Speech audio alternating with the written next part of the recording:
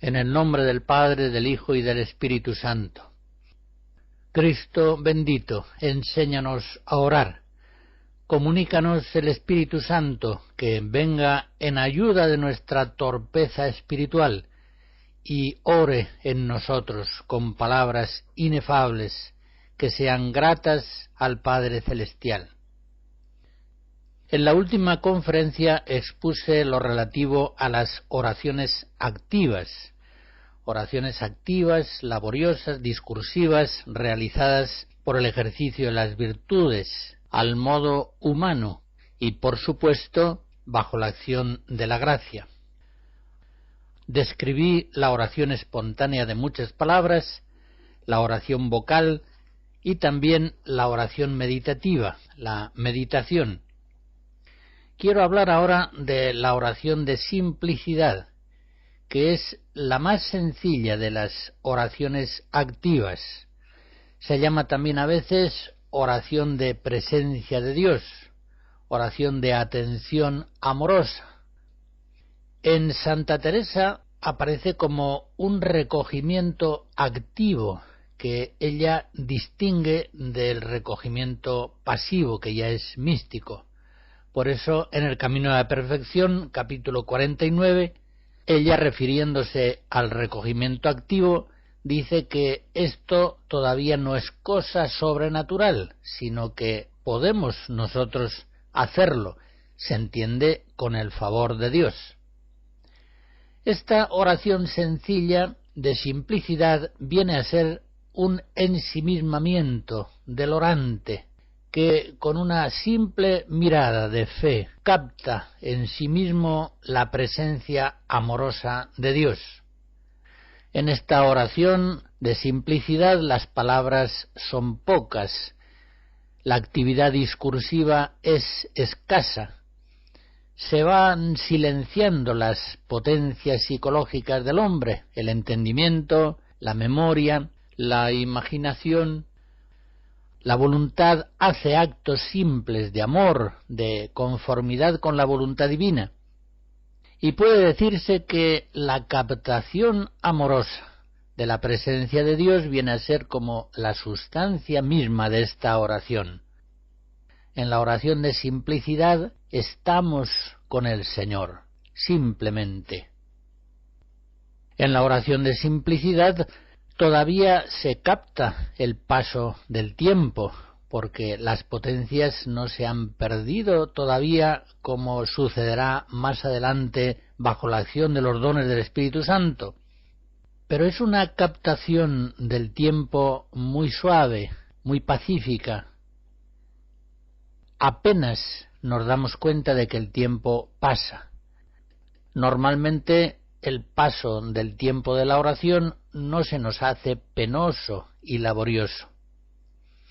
La oración de simplicidad no se da sin que se haya producido en el orante una purificación activa del sentido y del espíritu bastante avanzada.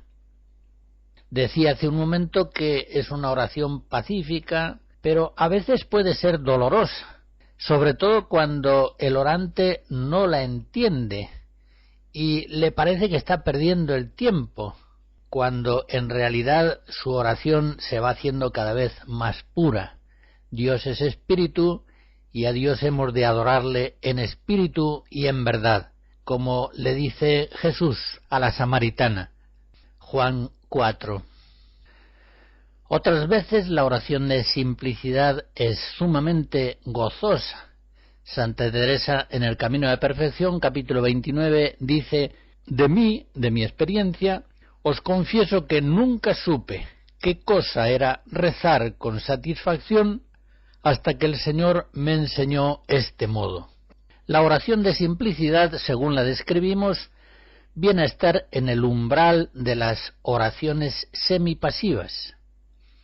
Si las oraciones activas eran propias de los principiantes en el camino espiritual, las oraciones semipasivas suelen ser el modo de orar que corresponde a cristianos ya adelantados, que están ya en lo que podríamos llamar fase iluminativa.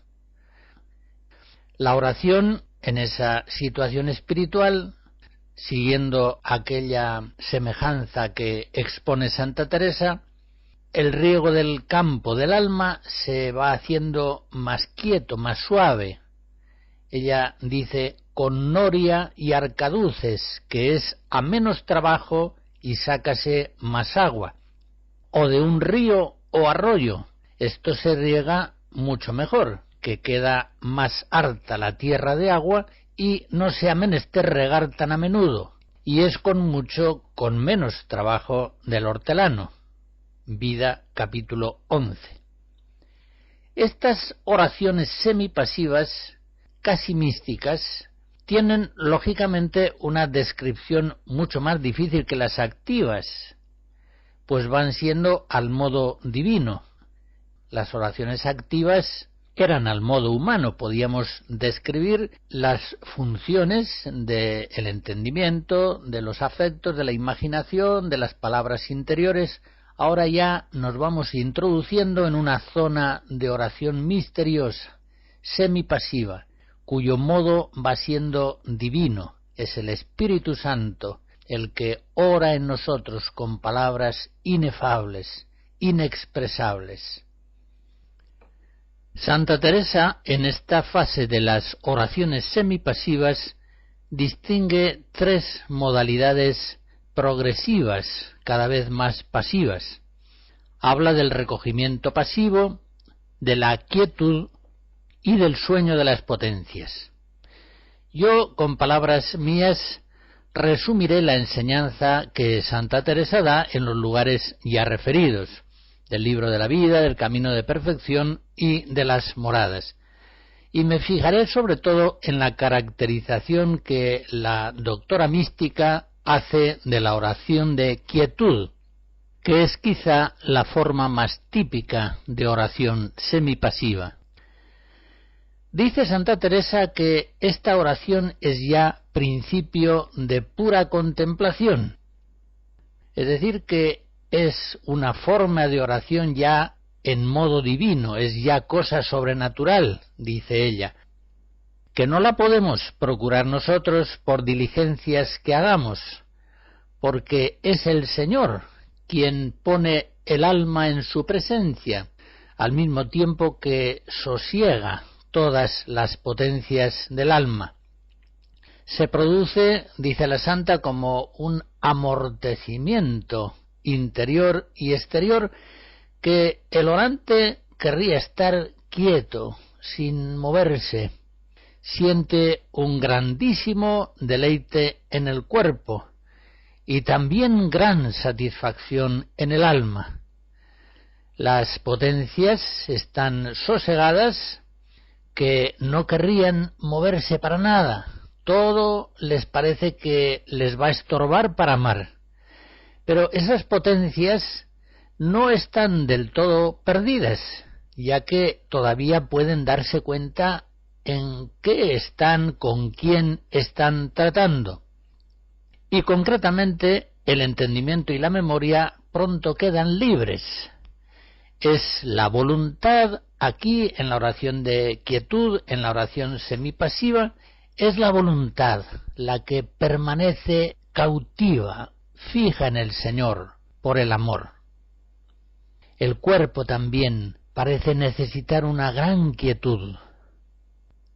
Es una oración, la de quietud, que se realiza con grandísimo gozo del alma y, como dice la santa, con tan poco trabajo que no cansa, aunque dure mucho rato. Cuando esa oración de quietud llega a lo que Santa Teresa llama el sueño de las potencias, ella describe esta oración así, dice: quiere el Señor aquí ayudar al hortelano, se refiere a ese riego del alma en la oración, de tal manera que casi Él, el Señor, es el hortelano y el que lo hace todo. Es como un sueño de potencias que ni del todo se pierden ni tampoco entienden cómo están obrando. El gusto y suavidad es mayor sin comparación que en las formas anteriores de oración. viene a ser un morir casi del todo a las cosas del mundo y estar gozando de Dios. Esa descripción la encontramos en La Vida, capítulo 16. Por lo dicho hasta aquí se ve que la oración de quietud produce un gran gozo, porque da al alma una certeza inmensa de la presencia de Dios. Como dice Santa Teresa, una certeza tal que de ninguna manera se podrá convencer de que no estuvo Dios con ella. Vida 15. Pero también es cierto que a veces puede darse con gran sufrimiento, con el sentimiento de un vacío desconcertante, pues de pronto ve el orante que ya no puede meditar como solía. Experimenta en la oración como una impotencia radical para todo pensamiento, imaginación, sentimiento, palabra. Y eso, como dice Santa Teresa, a veces le produce sufrimiento. Estas oraciones semipasivas, por supuesto, no se confunden en ningún modo con una actitud perezosa, vegetativa del orante en la oración.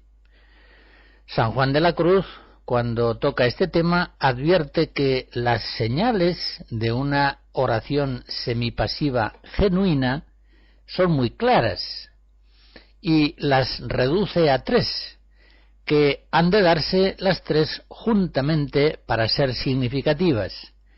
En primer lugar, en la auténtica oración semipasiva, cesa ya en el orante la fascinación por las cosas del mundo. En segundo lugar, se intensifica en él la búsqueda de la santidad, de la perfección cristiana. No se debe, pues, esa quietud, esa impotencia en la oración a una situación espiritual de tibieza, todo lo contrario. Y en tercer lugar, las consideraciones discursivas que antes le ayudaban al orante, ahora le estorban y se le hacen imposibles. Segundo libro de la Subida, capítulos 13 y 14. Es aquí, llegados a la oración semipasiva, enseña Santa Teresa, cuando al cristiano se le comienza un amor con Dios muy desinteresado.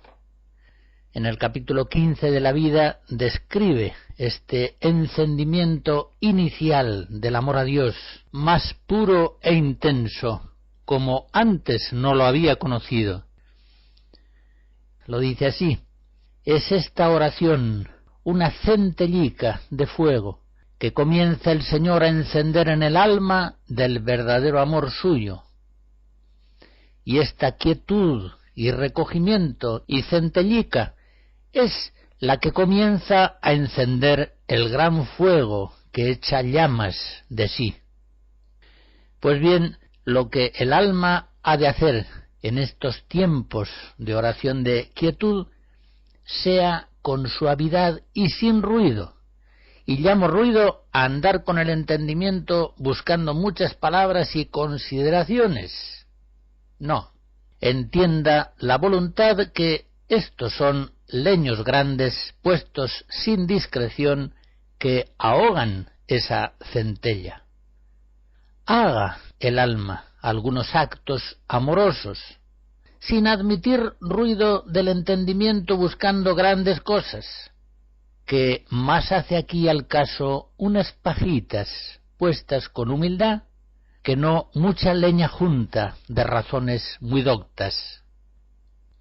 Por tanto, en estos tiempos de oración de quietud, deje descansar el alma con su descanso y quédense a un lado las letras. En fin, también es cierto que aquí no se ha de dejar del todo la oración mental, ni algunas palabras vocales si quisieran alguna vez o pudieran, porque si la oración de quietud es grande, mal se puede hablar si no es con mucha pena. Insiste Santa Teresa en decir que es la voluntad la que en la oración de quietud, en las oraciones semipasivas, permanece cautiva, fija en Dios por el amor, mientras que todavía estamos en las oraciones semipasivas, en el umbral de la vida mística, todavía las otras facultades, concretamente el entendimiento, la memoria y la imaginación, experimentan con cierta frecuencia fugas, distracciones. Santa Teresa recomienda que entonces no vaya la voluntad a buscar y a recoger esas potencias, porque también ella se perderá. Aconseja la santa que no se haga más caso de la imaginación que de un loco, dejándole con su tema. Y lo mismo dice respecto del entendimiento, que es un moledor, un pesado, obsesivo, y que fácilmente anda muy desbaratado. Por tanto, no haga más caso del entendimiento que de un loco, porque si quiere atraerle consigo, necesariamente la voluntad habrá de ocuparse e inquietarse algo en ello, y todo será trabajar y no ganar más, sino perder esa oración que le está dando el Señor sin ningún trabajo suyo. Vale más que la voluntad le deje al entendimiento en su fuga, que no que vaya ella tras él. Permanezca la voluntad gozando aquella gracia y guárdese recogida. En otra ocasión decía yo que para conocer de verdad qué es una rosa, hay que describirla plenamente florecida. No basta con describir un botón apenas apuntado en el tallo o un capullo de rosa. En este mismo sentido ha de decirse que las oraciones activas y semipasivas no acaban de ser la plena y verdadera oración cristiana. Son oraciones cristianas, por supuesto, pero en modalidades todavía deficientes. La verdadera oración cristiana es la oración mística pasiva, que es la modalidad de oración correspondiente a los cristianos perfectos, aquellos que, largamente ejercitados en las virtudes, ven el ejercicio de éstas perfeccionado por los dones del Espíritu Santo. Efectivamente, el Espíritu Santo que habita en nosotros, obra primero en nosotros, tanto en la oración como en la vida ordinaria, al modo humano, pero tiende con fuerza a obrar en nosotros a un modo sobrenatural, a un modo divino, que desborda nuestros límites humanos psicológicos, tanto en la oración como en la vida ordinaria. Pues bien, es entonces cuando, bajo el predominio de los dones del Espíritu Santo, tanto en la oración como en la vida ordinaria, la pasividad espiritual viene a ser la nota dominante, una pasividad en relación con el Espíritu Santo que se hace eminentemente activa en la persona en la que el Espíritu Santo está obrando. Por lo que se refiere a la oración, Santa Teresa en el Libro de la Vida, capítulo 21, dice: sin ningún trabajo nuestro obra aquí el Señor. En la oración no hago nada casi de mi parte, sino que entiendo claramente que es el Señor el que obra. Y siguiendo aquel ejemplo que ella pone de la oración como riego del campo del alma, dice que la oración pasiva es llover mucho, que riega el campo el Señor sin trabajo ninguno nuestro, y sin comparación es algo mucho mejor que todo lo que queda dicho, que todas las descripciones que ha hecho de las modalidades anteriores de la oración del riego del campo. Ya se comprende que no es fácil describir la oración mística precisamente por ese modo divino que la caracteriza. Por eso los maestros espirituales suelen acudir a imágenes poéticas para describir esa unión del alma con Dios en la oración mística. A veces dicen: Dios es el fuego que incendia al hombre, que es el madero, y lo transforma en llama. O también dicen que esa unión de la oración mística se puede comparar al vino y al agua que se mezclan en una forma inseparable.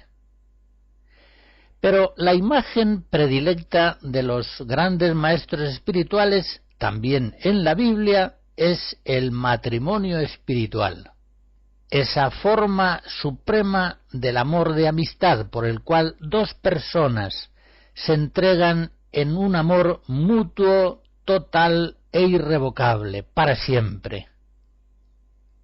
En el caso de Santa Teresa, doctora mística, a la que hemos tomado en esta exposición sobre la oración como guía principal, esa imagen del matrimonio espiritual es la predilecta para describir las oraciones místicas pasivas.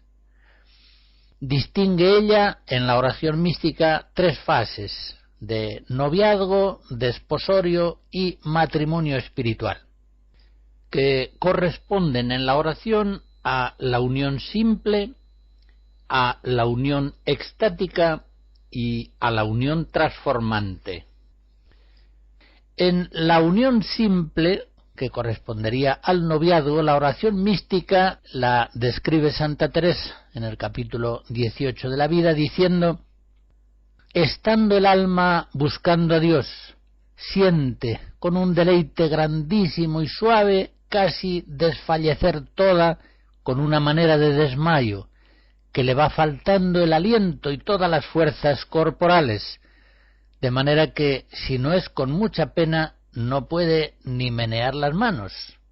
Los ojos se le cierran sin querer, o si los tiene abiertos no ve casi nada.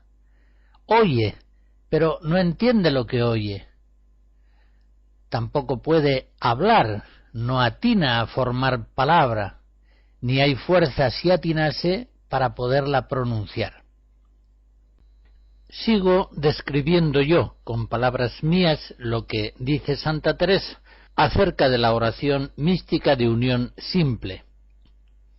Dice que es ya unión de todas las potencias, es decir, que todas ellas quedan concentradas en Dios, que aunque alguna quisiera distraerse de Dios, no podría, y si pudiera, ya no sería oración de unión.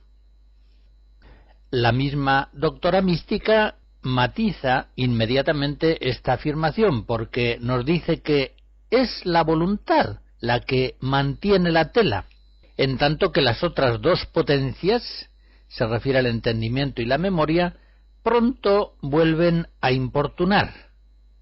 Ahora bien, como la voluntad permanezca quieta, las vuelve a suspender, y así están otro poco, y vuelven a fugarse. Como se ve en esta descripción de Santa Teresa, las fugas del entendimiento, de la memoria, de la imaginación, se producen todavía en la oración mística, al menos en su fase primera, la unión simple. Y sigue diciendo que esta oración no hace daño por larga que sea, sino que produce en el orante una fortaleza, un gozo, una gran paz. La presencia divina es captada aquí en el alma misma del orante, en una forma ciertísima. Y también en la oración mística de unión simple capta el orante la omnipresencia maravillosa de Dios en las criaturas. San Juan de la Cruz, describiendo este mismo estado espiritual, dice en la Llama de Amor Viva 4:5 que entonces todas las criaturas descubren las bellezas de su ser, virtud y hermosura y gracias, y la raíz de su duración y de su vida. Y este es el deleite grande, conocer por Dios las criaturas y no por las criaturas conocer a Dios, que es conocer los efectos por su causa, y no la causa por los efectos, que es un conocimiento trasero, mientras que el otro es esencial. En su forma más plena, la oración de unión hace que el alma quede absorta en Dios durante un tiempo. Dice Santa Teresa en ese capítulo 18 de la vida: media hora es mucho, yo nunca, a mi parecer, estuve tanto. La primera fase de la oración mística pasiva es esa unión simple, ese noviazgo, según la descripción de Santa Teresa, y en ella la voluntad queda fija, enamorada en el Señor, al mismo tiempo que el cuerpo desfallece. La segunda fase, correspondiente a los desposorios espirituales, sería una unión de oración extática, una oración frecuentemente acompañada de éxtasis. Santa Teresa la describe en el libro sexto de las Moradas así: veréis lo que hace su majestad para concluir este desposorio. Roba Dios toda el alma para sí. La palabra arrobamiento viene de ahí. Roba Dios toda el alma para sí como a cosa suya propia y ya esposa suya, y no quiere estorbo de nadie, ni de potencias ni de sentidos. Los arrobamientos, según las descripciones de Santa Teresa y de otros maestros espirituales, pueden tener formas internas diferentes, locuciones, visiones, que unas veces son puramente intelectuales, otras son imaginarias, es decir, acompañadas de imágenes, pero estos fenómenos extraordinarios en la oración no pertenecen a la sustancia misma de la contemplación mística, y por supuesto no deben ser buscados, sino solamente recibidos pasivamente si Dios los da. Esta oración extática, es decir, con éxtasis, se da, dice Santa Teresa, vida 20, con grandísima suavidad y deleite. Aquí ya no hay remedio de resistir. Es una oración, podríamos decir, que se impone dulcemente al alma, sin que ella pueda procurarla y tampoco pueda resistirla. Pero, sin embargo, puede darse con gran sufrimiento, puede experimentarse en esas oraciones extáticas unas penas que parecen ser las que padecen las almas en el purgatorio. Sextas Moradas 11. Y sigue diciendo: siente el alma una soledad extraña, porque criatura de toda la tierra no le hace compañía, antes todo la atormenta más. Se ve como una persona colgada que no asienta en cosa de la tierra, ni al cielo puede subir, abrasada con esta sed, sin poder llegar al agua. Y en ese mismo libro sexto de las Moradas dice: en este rigor penoso es poco lo que dura, será cuando más 3 o 4 horas, a mi parecer, porque si mucho durase, como no fuese por milagro, sería imposible sufrirlo, la flaqueza natural. La unión simple en la oración, es decir, el noviazgo, la unión extática que viene después, es decir, los desposorios, conducen al matrimonio espiritual, a la oración de unión transformante. Aquí es donde hallamos la plenitud de la oración cristiana. Aquí es donde se consuma el matrimonio espiritual entre Dios y el hombre. La humanidad sagrada de Cristo, buen cuidado tiene Santa Teresa en señalarlo siempre, ha sido el camino para llegar a la sublime contemplación de la Trinidad Divina. Esta contemplación perfecta que produce una plena transformación del hombre en Dios.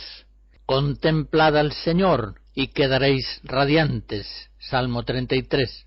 Ya no lleva consigo desfallecimientos corporales, como la unión simple, ni tampoco éxtasis, como la unión extática. No se trata ya tampoco de una contemplación breve, transitoria, sino que es una oración mística permanente, en la que el orante, tanto en la oración como en el trabajo, queda constituido como un templo consagrado, siempre consciente de la presencia de Dios en él. Es ahora la Santísima Trinidad la que centra y focaliza todas las potencias del hombre. En la séptima morada, Santa Teresa describe así la unión transformante en la oración. Por visión intelectual, por cierta manera de representación de la verdad, se le muestra la Santísima Trinidad, todas tres personas, y por una noticia admirable que se da al alma, entiende ella con grandísima verdad que son todas tres personas una sustancia y un poder y un saber y un solo Dios. De manera que lo que ahora tenemos por fe, allí lo entiende el alma por vista, aunque no es vista con los ojos del cuerpo ni del alma, porque no es una visión imaginaria, es decir, añado yo, acompañada de imágenes. Aquí, en la oración de unión transformante que está describiendo la santa, es donde se le comunican las tres personas divinas y le hablan y le dan a entender aquellas palabras que dice el Evangelio, que vendría el Señor y el Padre y el Espíritu Santo a morar con el alma que le ama y guarda sus mandamientos. Al describir Santa Teresa esta maravilla de la contemplación, exclama: «Válgame Dios, qué diferente cosa es oír estas palabras del Evangelio y creerlas, a entender por esta manera qué verdaderas son». Ya en esta plena oración contemplativa, mística, pasiva, la de unión transformante, la que corresponde al matrimonio espiritual, ya en ella no se dan éxtasis. Y ya, como hace un momento señalaba, la oración de unión transformante da una captación continua de la presencia amorosa de Dios. Dice así Santa Teresa en las séptimas moradas: «Cada día se asombra más esta alma, porque nunca más le parece que las personas divinas se van de con ella, sino que notoriamente ve que están en lo interior de su alma, en lo muy interior, en una cosa muy honda, siente en sí esta divina compañía». Los efectos de la oración mística pasiva son ciertamente en el orante muy notables. Crece inmensamente en el hombre la lucidez espiritual, la lucidez de fe y de dones intelectuales del Espíritu Santo para ver a Dios en el mundo, para conocerse a sí mismo, para ver al Señor en los hermanos. Y por eso el tiempo pasado le aparece al alma como un tiempo vivido en el engaño y en la oscuridad. Al mismo tiempo, y unido a ese aumento inmenso de lucidez espiritual, se produce en el corazón un encendimiento inmenso de amor al Señor. Aquella centellica de fuego de la que nos había hablado Santa Teresa en la oración semipasiva de quietud, se ha transformado ahora en un gran incendio de amor, en un fuego abrasador.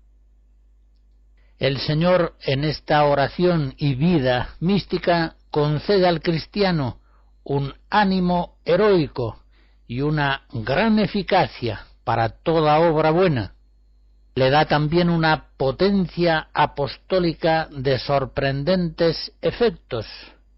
Con muy poca acción consigue ahora 100 veces más que antes con una actividad multiplicada. Al mismo tiempo, Dios da también al cristiano en esta fase espiritual una lucidez singular para conocer sus propios pecados. Como dice Santa Teresa en Vida 20, para reconocer no sólo las telarañas del alma y las faltas grandes, sino un polvito que haya. La conciencia ahora iluminada por Dios tan plenamente descubre toda resistencia al Espíritu Santo, toda falta de docilidad a la gracia, por mínima que sea. En esta vida mística pasiva, bajo la acción de los dones del Espíritu Santo, es cuando se produce en el alma una determinada determinación firmísima de no pecar, de no hacer ni siquiera una imperfección. A estas alturas el alma queda en una gran paz, y así de todo lo que pueda suceder no tiene cuidado, sino un extraño olvido, aunque, por supuesto, hace todo lo que está obligado conforme a su estado. Siente la persona un desasimiento grande de todo y un deseo de estar siempre a solas con Dios, u ocupados en cosa que sea provecho de algún alma. Ya no hay sequedades ni trabajos interiores, sino una memoria y ternura con nuestro Señor que nunca querría estar el alma sino dándole alabanzas. No le falta al alma cruz, pero ya no le inquieta ni le hace perder la paz. Séptimas moradas 2 y 3. El mundo entero le parece al místico una farsa de locos, pues el cristiano ya en la lucidez mística lo ve todo como al revés de como lo ven los mundanos, o de como él lo veía antes. Y así se da cuenta de que su vida antigua era una grandísima mentira y que todos andamos en ella. Ríese de sí, escribe Santa Teresa, ríese del tiempo en que tenía en algo los dineros y la codicia de ellos. Vida, capítulo 20. Y añade Teresa en el capítulo siguiente, no hay ya quien viva viendo el gran engaño en que andamos y la ceguera que traemos. En fin, la santidad personal hace posible la contemplación mística, la plenitud de la oración. Los limpios de corazón verán a Dios. Pero a su vez, la contemplación mística santifica al hombre, lo hace lúcido, fuerte, encendido en el amor a Dios y al prójimo. Contemplad al Señor y quedaréis radiantes. Ciertamente la humildad es el camino verdadero de la oración. En ella, como en todo, el que anda en la humildad anda en la verdad. Concretamente, en la oración es preciso evitar dos extremos falsos. En primer lugar, el error de irse a grados pasivos de oración antes de tiempo. Deja el orante de remar en su barca cuando todavía el Espíritu Santo nos sopla en las velas y la barca se queda quieta, no va a ninguna parte. Como dice Santa Teresa, no se suban sin que el Señor les suba. Vida 12. Recordemos aquello del Bautista, no debe el hombre tomarse nada si no le fuere dado del cielo. Juan 3. La oración mística pasiva sólo podemos tenerla cuando Dios nos la da, no podemos adquirirla nosotros. Es evidente la tentación de escaparse con demasiada prisa del trabajo de las oraciones activas. Como dice Santa Teresa en Vida 11, en estos principios está todo el mayor trabajo, porque en los otros grados de oración, ya más elevados, lo más es gozar.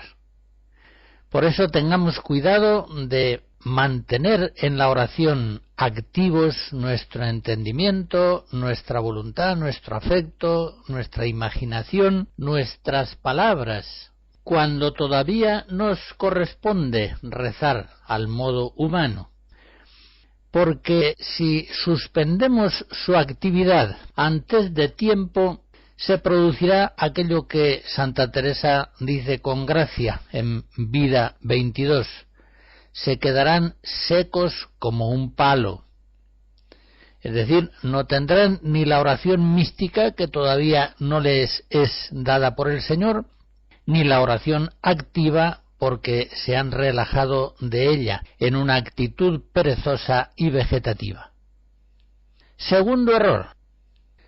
El segundo error consiste en permanecer en oraciones activas cuando ya Dios está queriendo dar una oración semipasiva o pasiva.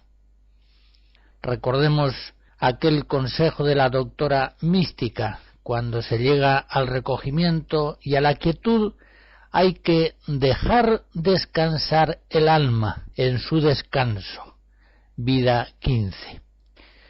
Es verdad que si cesa esa quietud pasiva en la oración, hay que estar humildemente dispuestos a volver enseguida a las oraciones activas, discursivas, más laboriosas. Pero el no querer abandonarse en el Espíritu Santo a la oración pasiva puede sin duda resistir su acción, puede ser tentación del demonio, que alegará piadosamente razones de humildad. O a veces ese querer mantenerse en la oración activa puede estar inducido por directores espirituales ineptos. Como dice San Juan de la Cruz en Llama de Amor Viva 3:53, piensan que estas almas están ociosas y les estorban e impiden la paz de la contemplación sosegada y quieta que de suyo les está Dios dando, y les hacen ir por el camino de la meditación y el discurso imaginario, y les exhortan a que hagan actos interiores. Es este un gran error. Como dice San Juan de la Cruz en Llama de Amor Viva 3:32 y siguientes, si el alma entonces no deja ya su modo activo, natural, en la oración, no recibiría aquel bien que es al modo divino, sino a un modo natural, y de este modo no lo recibiría. Si el alma sigue queriendo entonces obrar de suyo, habiéndose de otra manera que con una advertencia amorosa pasiva, muy pasiva y tranquilamente, sin hacer acto natural, sino es cuando Dios la uniese con algún acto, pondría así impedimento a los bienes que sobrenaturalmente le está comunicando Dios en noticia amorosa. Por tanto, ha de estar esta alma muy aniquilada en sus operaciones naturales, desembarazada, ociosa, quieta y pacífica y serena al modo de Dios. Cristo bendito, nuestro Maestro, por su bondad, por el amor que nos tiene, haya querido a través de estas 6 conferencias comunicarnos su Espíritu Santo, su Espíritu de oración, que ora en nosotros con palabras inefables y eleva al Padre una oración que le es grata. La bendición de Dios Todopoderoso, Padre, Hijo y Espíritu Santo, descienda sobre ustedes y les guarde siempre. Amén.